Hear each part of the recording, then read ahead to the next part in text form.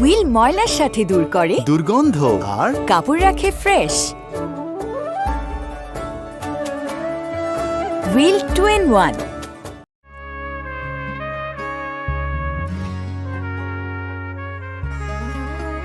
আসসালামু আলাইকুম।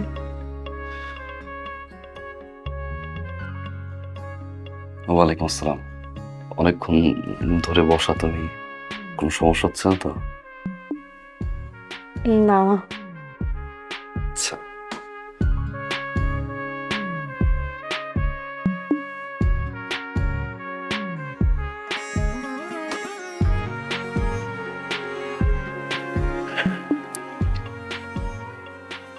হুট করে বিয়ে তো, বাসর ঘরটা ঠিক মতো সাজাইতে পারে নাই। আম্মা প্রথম বলছিল যে মেয়ে দেখতে যাবে, এই জন্য রেডি হইতে। প্রথম বলছিল তোমার দেখে আসো, তারপর আমি যাই। জোর করে নিয়ে গেল। মুরব্বীরা মিলে কি আলোচনা করলো জানি না। একটু পরে আম্মা জোর করলো যে আজকেই বিয়েটা। আমি আবার আম্মার মতামতের উপরে আবার কোনো কথা বলি না। বললাম ঠিক আছে, আম্মাকে অনেক বেশি ভালোবাসি। আমার আবার মা আর বোন ছাড়া কেউ নাই। এখন এখন আছে, এখন তো তুমি, মা বোন তুমি। আমার কিছু কথা ছিল বলি। হ্যাঁ,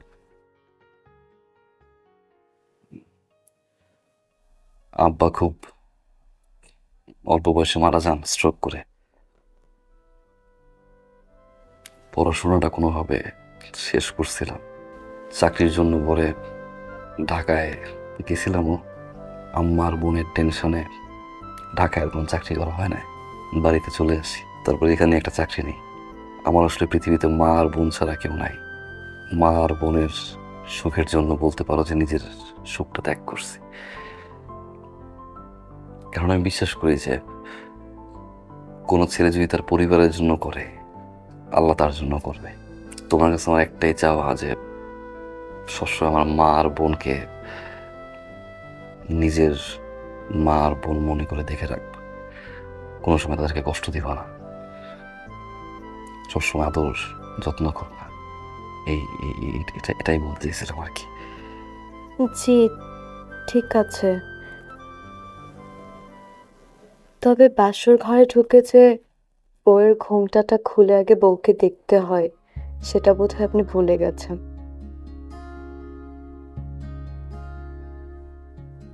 সরি সরি, আমি নার্ভাস হয়ে গেছিলাম তো। আচ্ছা তুমি আরেকবার ঘুমটা দাও, আমি উঠিয়ে বলি মাশাআল্লাহ। আপনি মানুষটা খুব ভালো। সবাই বলে, আমার মনে হয় একটু বলদ, সহজ সরল।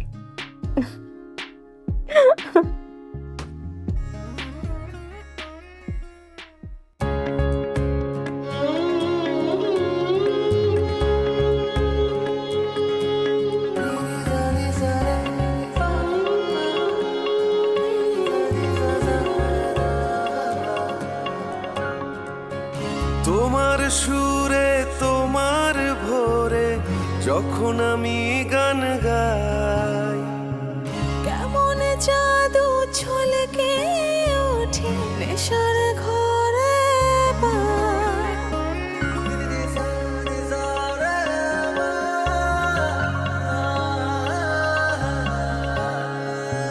তোমার সুরে তোমার ভোরে যখন আমি গান গাই, কেমন জাদু ছলকে ওঠে নেশার ঘরে পায়।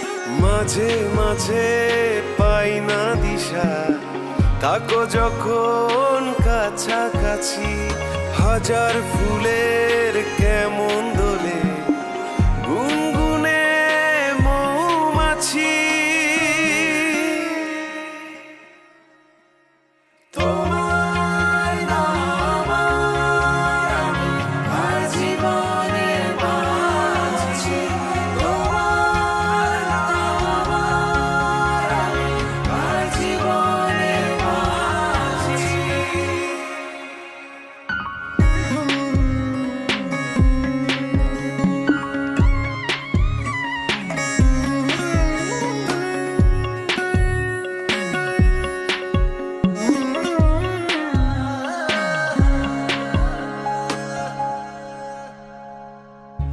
উঠতে থাকো এমনি পাশে, জনম জনম মন আকাশে আলতো ছুঁয়ে জাগিয়ে দিও, আনমনা হই যদি প্রিয়।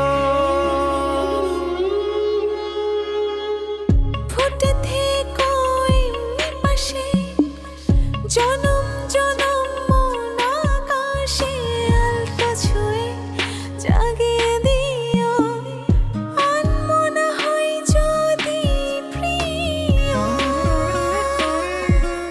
মেয়েকে মাশাআল্লাহ আমাদের খুব পছন্দ হয়েছে। আলহামদুলিল্লাহ।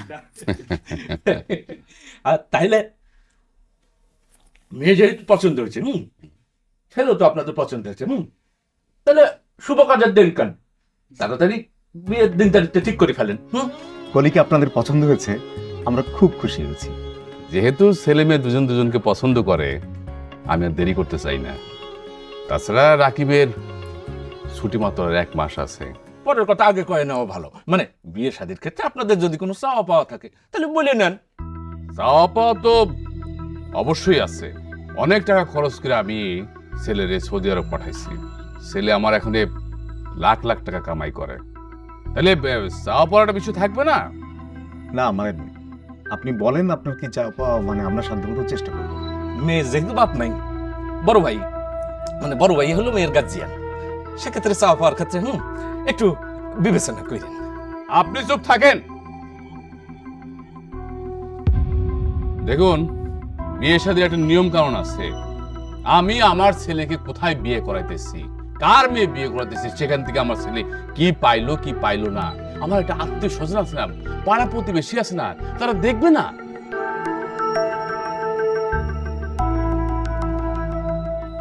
কলিমাকে আমাদের পছন্দ হয়েছে। আপনারা সবাই মিলে ওগো দুইজনের জন্য দোয়া করবেন, এইটাই হলো আমার একমাত্র চাওয়া। কি বলেন? আলহামদুলিল্লাহ, ছেলে পক্ষ মেয়ে পক্ষ রাজি, তার মানে এই বিয়ে কনফার্ম। তাহলে এই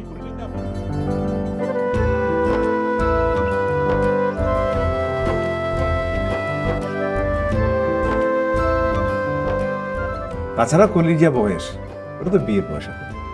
মানে আমি এই কথা বলছিলাম যে তাড়াহুড়ো করে যেখানে সেখানে বিয়ে দিতে হবে। ছেলে পক্ষ তো ওকে খুবই পছন্দ করছে, ছেলেটাও ভালো, সৌদি আরবে একটা ভালো চাকরি করে, নিজে তো বাড়ি বানালো এখানে। সব দিক থেকে মানে সম্মতিটা হাতছাড়া করাটা মনে হয় ঠিক হবে না, কি বলো? আজ হোক কাল হোক কলিরে তো বিয়ে দিতেই হবে।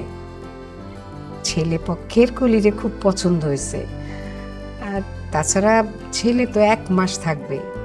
ছেলে দেখতে শুনতেও ভালো, আমার ছেলেটারে খুব পছন্দ হয়েছে, তোর মামারও হয়েছে। আর মারিয়া, তোমার পছন্দ হয় নাই? জি আম্মা, ছেলে তো মাশাআল্লাহ। তা তোর মতামতটা কি? আরেকটা ব্যাপার কিন্তু আমার খুব ভালো লাগছে, তো ছেলে পক্ষে কোনো আসলে দাবি দেওয়া নাই, আমাদের সবারই তো পছন্দ। এখন তো তুই বাড়ির গার্জিয়ান, মানে চূড়ান্ত সিদ্ধান্ত তো তুই নিস, আমরা তো সম্মান করি তোর সিদ্ধান্তকে। কলি কি চায়? ভাই আমি রাজি।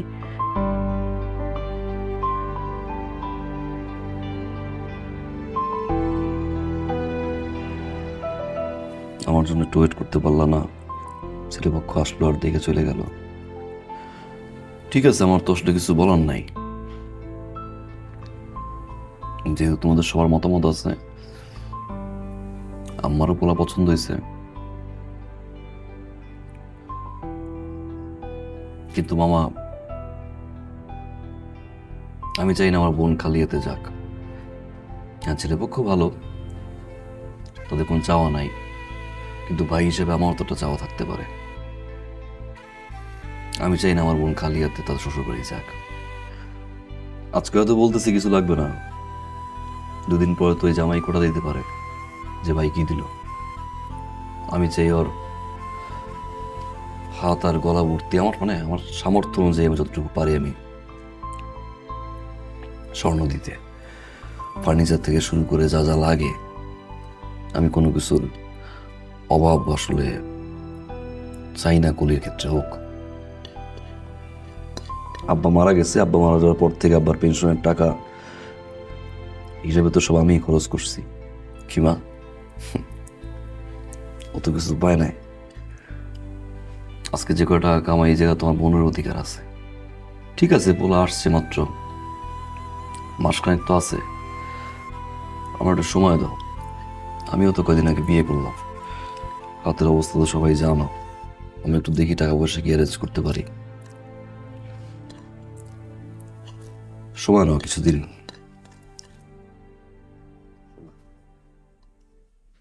আপা, মাহবুব কিন্তু ভুল বলে নাই। এত বড় সিদ্ধান্ত, একটু সময় নিক, ভাবুক, আমরা একটু প্রিপারেশন নিই।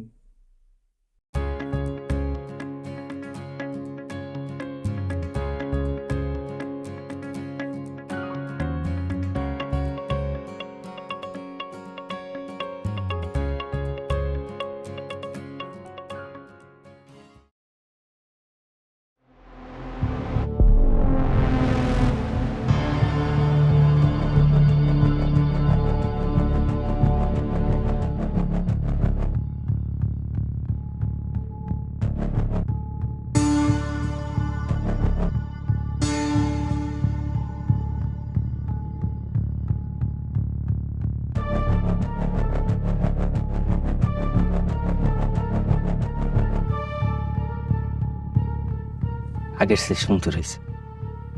জামাই মনে খুব আদর করে, করে না? আমার চেয়ে বেশি। তুই চুকাইছিস কেন? আমি থাকবো না তো কে থাকবে? চা খাওয়া না, বিস্কিট, টোস,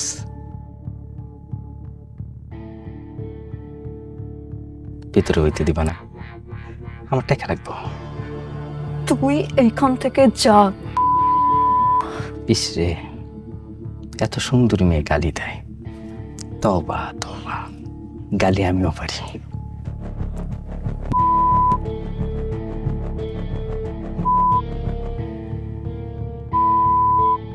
চাচি,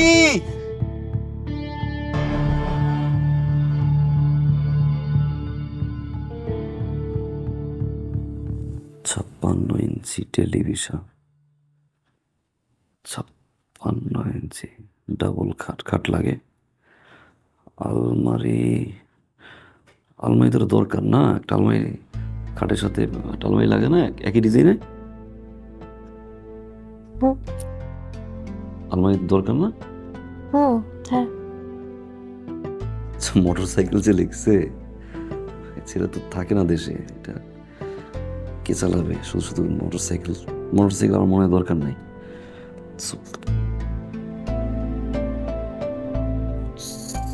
সোফা সেট ঠিক আছে, তোষক,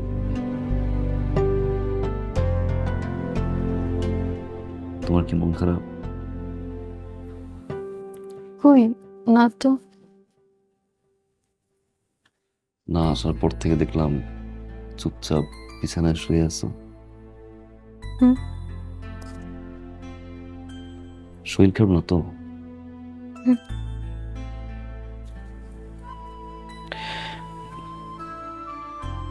আম্মা কিছু কইছে?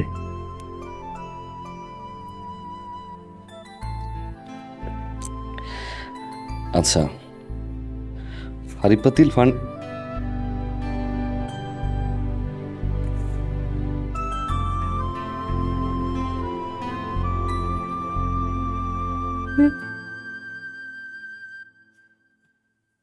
আমি বুঝছি তোমার মন খারাপ কেন।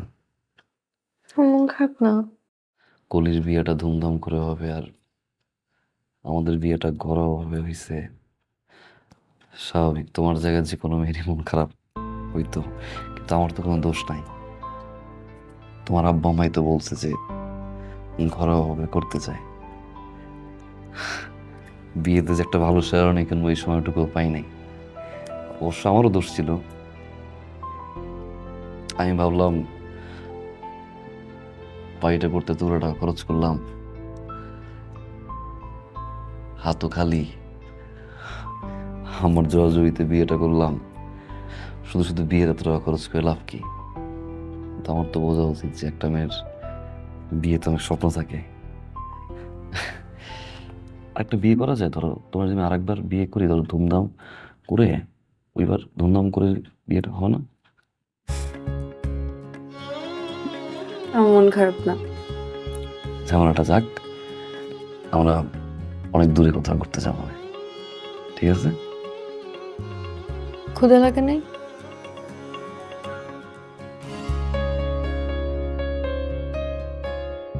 তোমার দিকে তাকাইলে কি কারো ক্ষুধা লাগে? পেট তো অর্ধেক করে যায়। লাগছে? তুমি বসো, আমি খাবার নিয়ে আসি।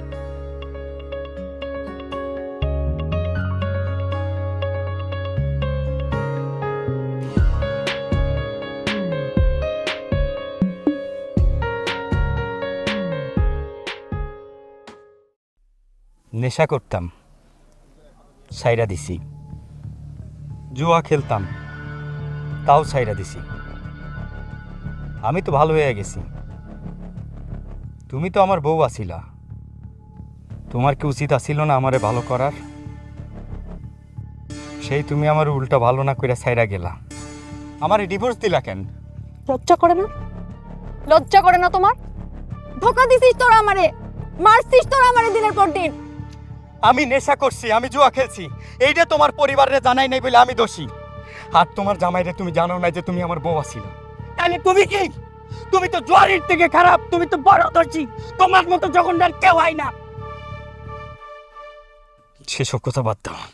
বিয়ের 1 মাস পরে যে তোমার বাইরে বিদেশ পাঠাবে বলে 4 লাখ টাকা নিছিলা, এটা কেমন ফেরত দাও। টাকা আমার আব্বাই দিব। তোমার আব্বা 6 মাস করে করে বহুদিন ঘুরাইতেছে। তোমার আব্বা বললে কি টাকা দিব? টাকা আমার এখন লাগবে, যদি টাকা না দাও আমি পুরা গ্রামবাসীরা জড়ো করবো। সবাই এটাকে কমে যে তুমি আমার বউ আছিলা, আমার কাছ থেকে 4 লাখ টাকা নিচ্ছে এবং তোমার পেটে আমার বাচ্চা ছিল। মিথ্যা কথা কস কেন?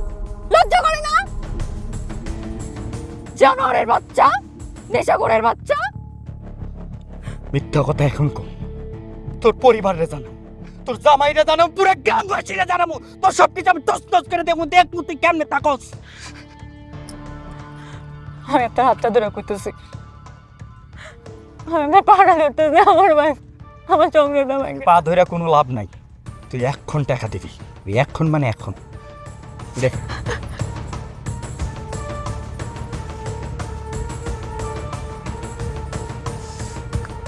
এটা বেচা যা আছে রাখেন, আর বাকি টাকা আমি 7 দিনের মধ্যে দিব। জানোয়ার, এখন 4 লাখ টাকা দাও। কোত্থেকে পাবো এতগুলা টাকা? হ্যাঁ, একটা টাকা ঘরে আছে যে তোরা দিব? সংসারটা চলে কেমনে তুই জানোস? হ্যাঁ, তোমরা চাও আমার এই সংসারটাও নষ্ট হোক? বারে কোনো বাবা মা কি চায় তার মেয়ের সংসার ভাঙুক? তাহলে যেখান থেকে যেভাবে পারো ওই জানোয়ারের টাকা শোধ করো, না হলে কোনো একটা অঘটন ঘটবেই। শোন, তোর একটা বুদ্ধি দেই। এই জানোয়ারটারে কয়দিন একটু ম্যানেজ কর, তারপর জামাই বাবাজির সাথে এত ভালো ব্যবহার করবি যেন জামাই বাবাজি তোরে ছাড়া কিচ্ছু না বুঝে। আর কয়দিন গেলে একটা বাচ্চা নিয়ে নিবি। বাচ্চার মুখ দেখলে জামাই বাবাজি সারাসারি কথা চিন্তাও করবো না, সমাজের ভয়ে ওই কথা মুখেও আনবো না। তোমার লজ্জা করলো না আমার এই কথা বলতে? যে মানুষটা আমার এত ভালোবাসে, এত বিশ্বাস করে, সেই মানুষটার আমি রীতিমতো ঠকাইছি মা। সবকিছু না জানাই আমি তাকে বিয়ে করছি। এখন তুমি বলতেছো সেই মানুষটাকে আবার ঠকাইতে? আমার নিজের চোর চোর লাগে মা। তুমি কি মা? কেমনে বললো তুমি এই কথা? আগে মা হ, তারপর বুঝবি একটা মাইয়া বড় কইরা বিয়া দিতে কি লাগে। যেমনে হোক আমার সংসারটারে ডেকান আব্বা, যেমনে পারেন ওই ওই জানোয়ারের টাকা পরিশোধ করেন। আপনার পায়ে ধরতেছি আব্বা, আমার সংসারটা ঠিক আছে। আমি যে কথা কইলাম সেই কামে কর, সেটাই ভালো বুদ্ধি। তাছাড়া আর কিছু করণের নাই। হুইল ময়লার সাথে দূর করে দুর্গন্ধ আর কাপড় রাখে ফ্রেশ। Wheel 2-in-1।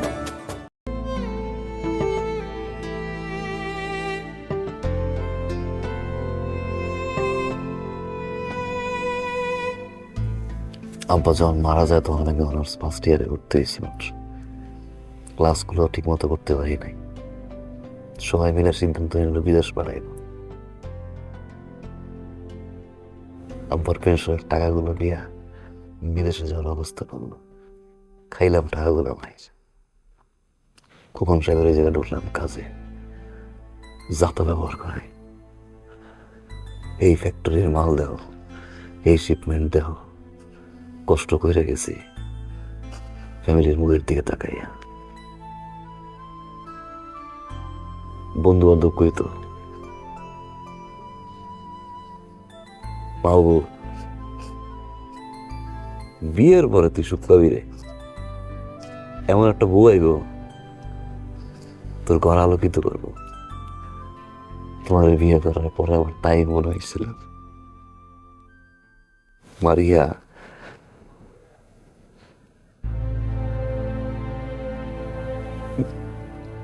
কি দোষ করছিলাম আমি?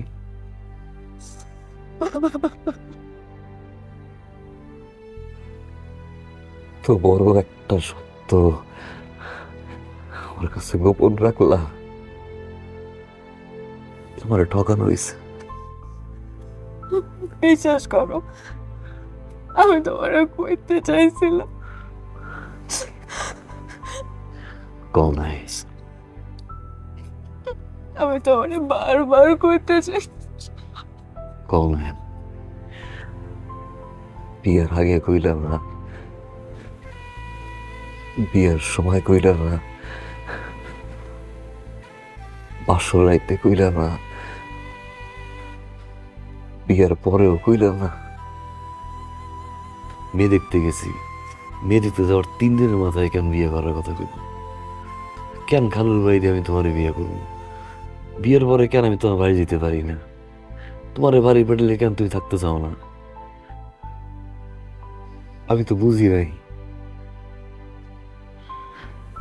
আমার মিথ্যা কথা কইছ। বাড়িতে যেতে ইচ্ছে করো না, বাড়িতে যাইতে ইচ্ছে করো না, আমার জন্য খারাপ লাগে, রাতে ঘুমাইতে পারো না, আমার সারা সব মিথ্যা।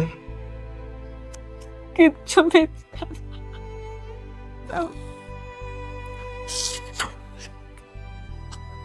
আমি জানি আমি তোমার সাথে অনেক খারাপ করছি, আমি খারাপ, আমি তোমার কই নাই, কিন্তু আমি তোমার মিথ্যা ভালোবাসি নাই।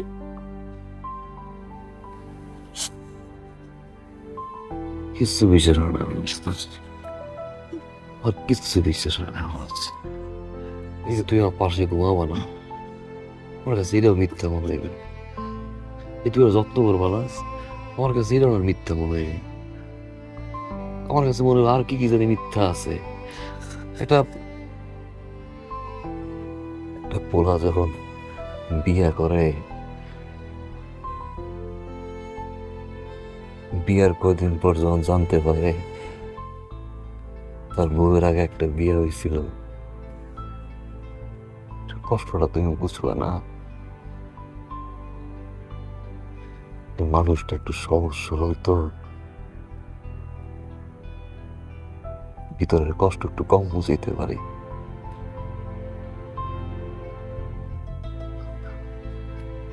বুঝাইতে পারতেছি না তো কেন জানি না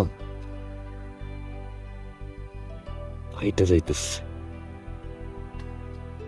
আমি আপনারা ঠকাইছি, আপনার মতো ফেরেশতারা আমি ঠকাইছি, বিশ্বাস করেন আমি ভালো না।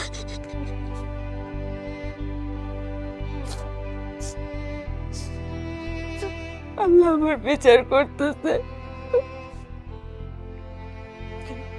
আপনি চাইলে আমার ডিভোর্স দিতে পারেন, কাবিন নিয়ে আমার কোনো চাওয়া পাওয়া নেই। আমি চাই আপনি সারা জীবন সুখী থাকেন, ভালো থাকেন।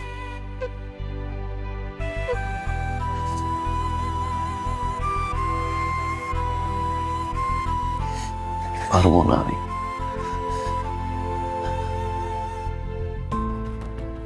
সেটাই পারবো না।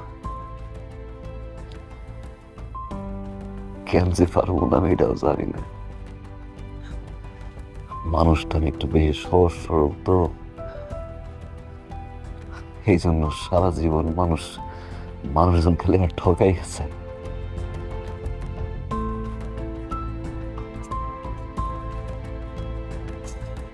আমি জানি আমি খারাপ,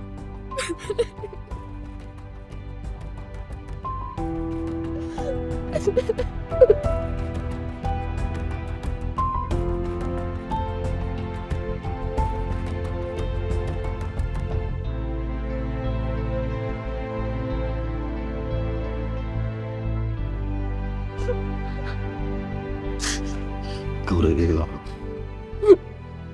আম্মা কলি কাউরে কিচ্ছু খাওয়া না।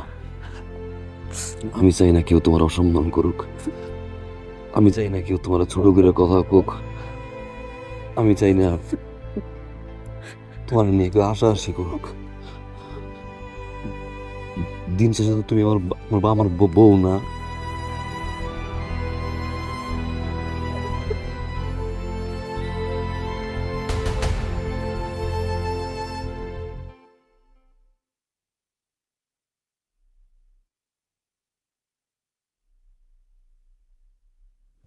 আপা,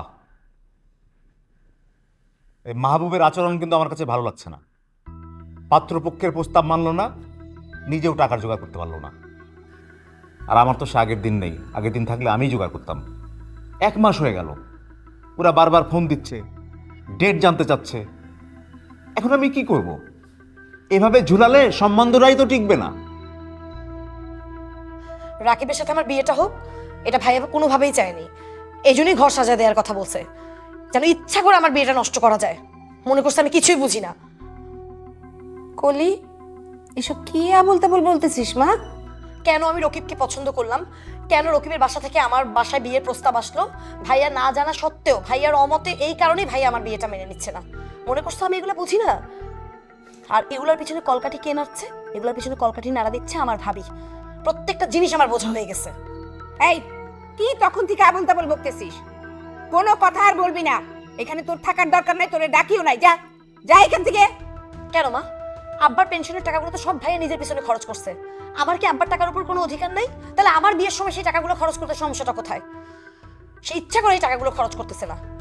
তখন তো খুব লেকচার দিছিল, কলির বিয়ের সময় কলিকে যেন শ্বশুর বাসায় কেউ কোনো কিছু বলতে না পারে, মাথায় তুলে যেন রাখে, আমি কলিকে রাজরানীর মতন শ্বশুর বাসায় পাঠাবো। এটার এখন নমুনা, তাই না?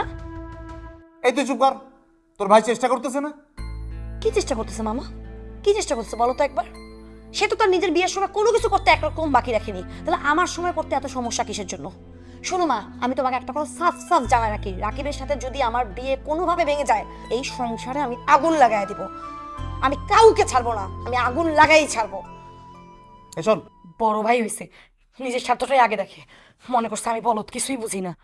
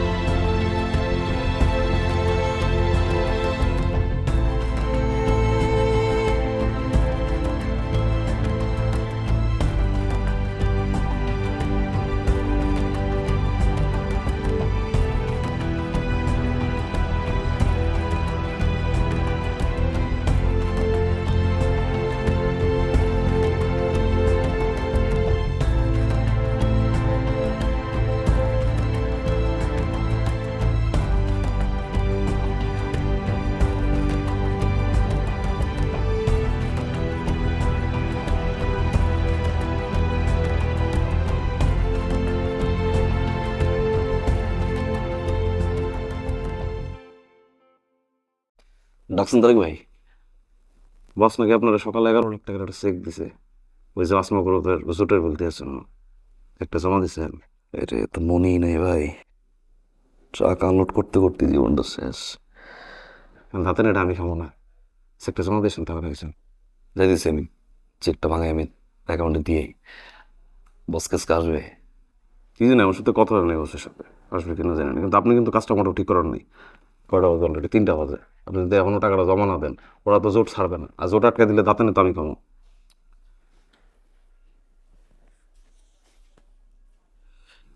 তাই ভাই ফোন দেন না, বস্তুটা ফোন আসবে কিনা। আমি হ্যাঁ ফোন দিয়ে দাঁতে নিয়ে খাবো ছাড়া দরকার, আমার একটু দরকার, জরুরি কোনো দরকার বসের সাথে। একটু দরকার। কি বলো তো? তো বছর চাকরি করি, কোন সময় মুখ ফুইটা 5 পয়সা চাইনি, টাকার দরকার ছিল ভাই। ভাই এটা তো আপনি আমারে পেলে ভাই, কয় টাকা লাগবো কোন? 6-7 লাখ তো লাগে, 5 লাখ দিলে হবে ভাই। আপনি কি কোনো কারণে 5 লাখ হয়েছে? 5 লাখের মতো মাথা আপনার খারাপ হয়েছে না আমার খারাপ হয়েছে বুঝতে পারতেছে না ভাই। আমি শুক্রে আষ্টক দিন এই কোম্পানিতে, আপনি তো আমার মেলা আগে চাকরি করেন, আপনি হেঁটে চিনেন না।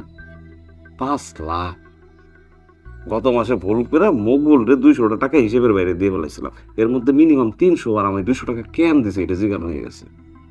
এই লোকের কাছে 5 লাখ টাকা চাইছেন আপনি, কোন খেলে আমার মাথায় আসতেছে না।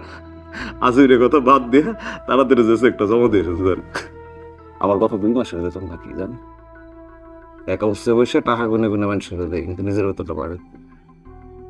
বেতনের কথাগুলো শেয়ার দেয় একটু হয়ে যায়, মাঝে মধ্যে মনটায় চায় যে ক্যাশে টাকা পয়সা মাঝে মধ্যে আসে না, নিয়ে চুরি করে পলাই ভাগেছে না, এটা তো পারবো না ভাই। আপনি সময় নষ্ট না করে দ্রুত যে একটা জমা দেন যান, আমার এটার জন্য ধাতা নিশানো লাগবে।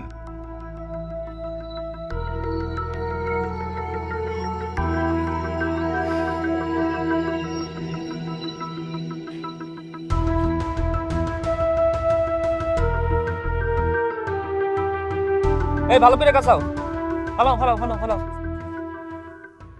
নিচটা যেন ভালো করে হয় ঢালাইয়ের, হ্যাঁ ঠিক আছে দোস্ত। কন্ট্রাক্টদারে কইছে বাড়ি করতে লাগবো 15 লাখ টাকা, অলরেডি আমি খরচ করে ফেলাইছি 18 লাখ টাকা। আরও যে টাকা লাগবো এটা তো আমি লোনের পিছনে দৌড়াদৌড়ি করতেছি, আর এই সময় তোর কইতেন টাকা দিন কত দোস্ত। সরি রে দোস্ত, আমার ভুল বুঝিস না। না নিবি না, বাড়িটা ভালো বানাইছিস, দোয়া করিস দোয়া করিস দোয়া করিস দোস্ত। কাকি আমার সালাম দিস। হ্যাঁ ভালো থাকিস দোস্ত। বাইরে মোর ব্যবসার যে অবস্থা, মুই তো নিজেই খাইতে পারি না, আপনার ব্যাপারটা আদম উপর থেকে।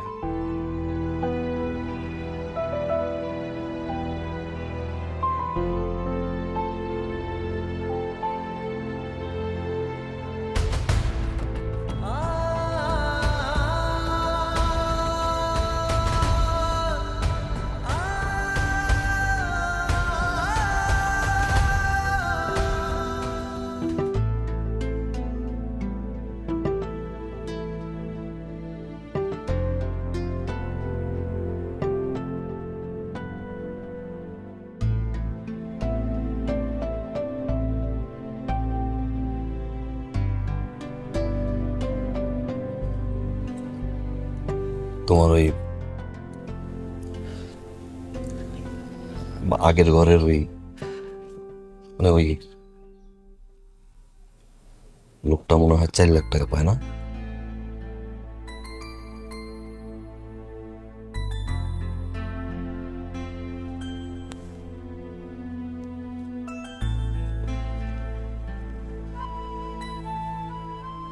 এই যে 4 লাখ টাকা আছে,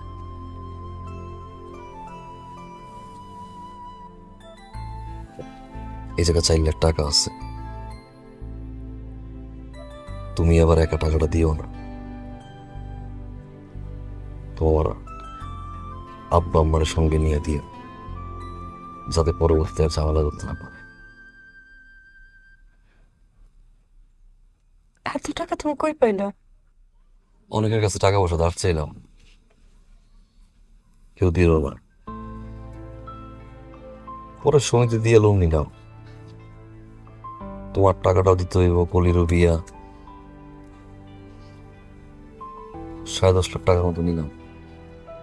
এত টাকা পরিশোধ করতে পারবা? ওইটা আস্তে ধীরে পারবো আমি, কষ্ট করে চলতে হইব।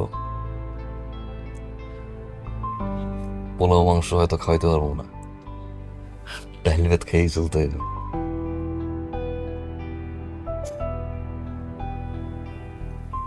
ডাইল ভাত খাওয়াইলে থাকবো না।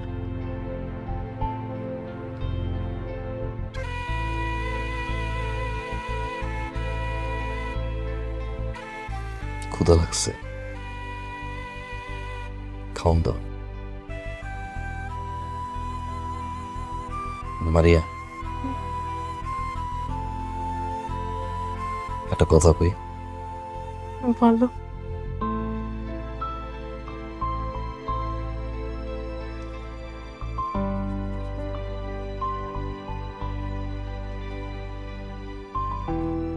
ওই চেইনটা আমার অনেক কষ্টের টাকা দিয়ে কেনা,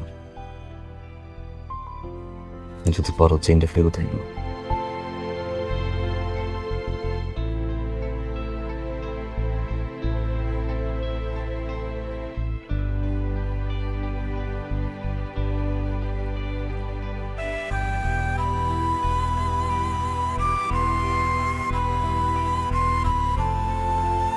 মা, কেমন আছেন? খাবার কিন্তু জম্পেছিল।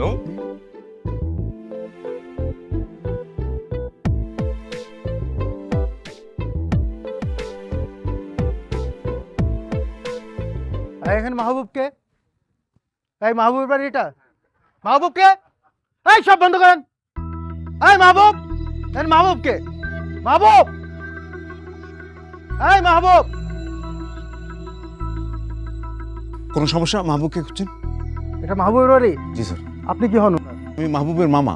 কোনো সমস্যা? মাহবুবকে ডাকে। আরে ডাকেন না।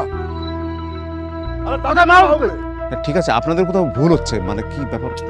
কোনো ভুল হচ্ছে না, সব ইনফরমেশন নিয়ে আসছি আমরা। ডাকেন, ডাকেন না আপনি মাহবুবকে। এই মাহবুব। না শোনেন স্যার, স্যার এটা এইটা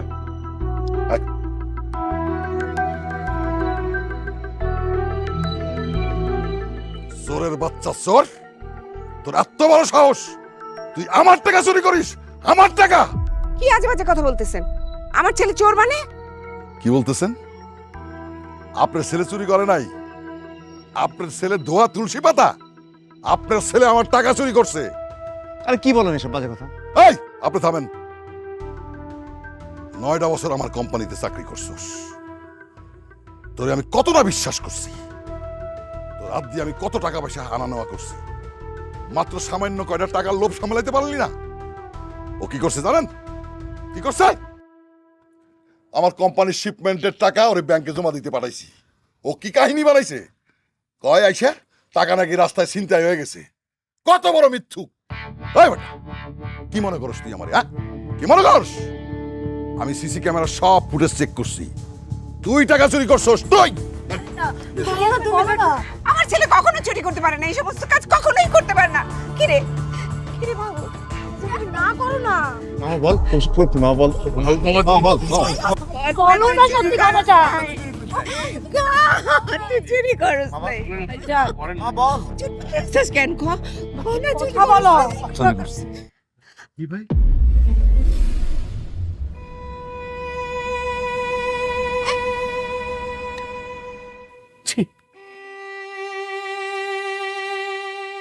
আমি চুরি করছি।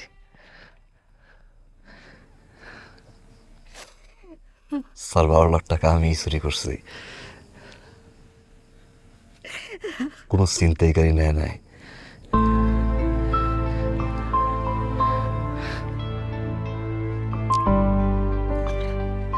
আমি এই নিজের হাত দিয়ে আমি টাকাটা চুরি করছি। চুরি করছ? তুই চুরি করছ?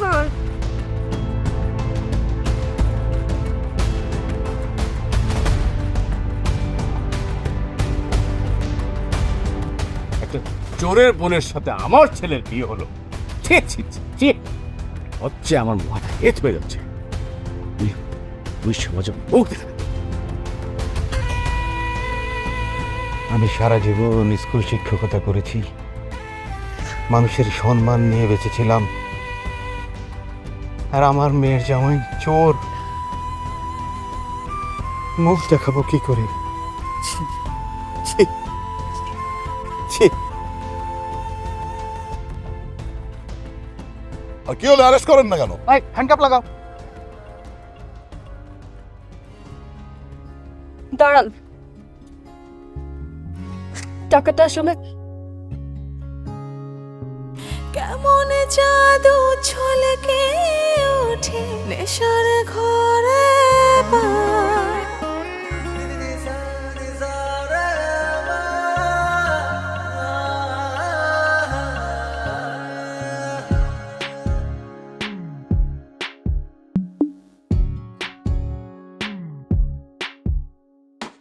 কেমন জাদু ছলকে ওঠে নেশার ঘরে পায়।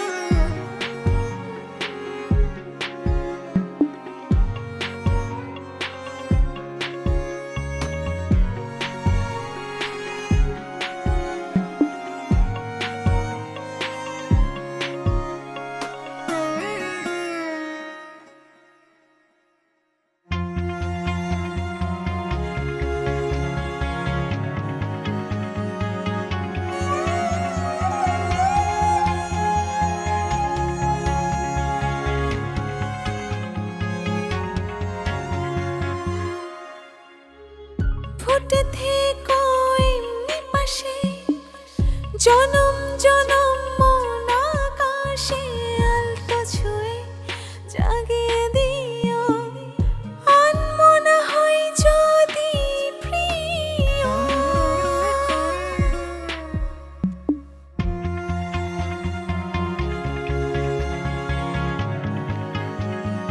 হুইল ময়লার সাথে দূর করে দুর্গন্ধ আর কাপড় রাখে ফ্রেশ। Wheel 2 in 1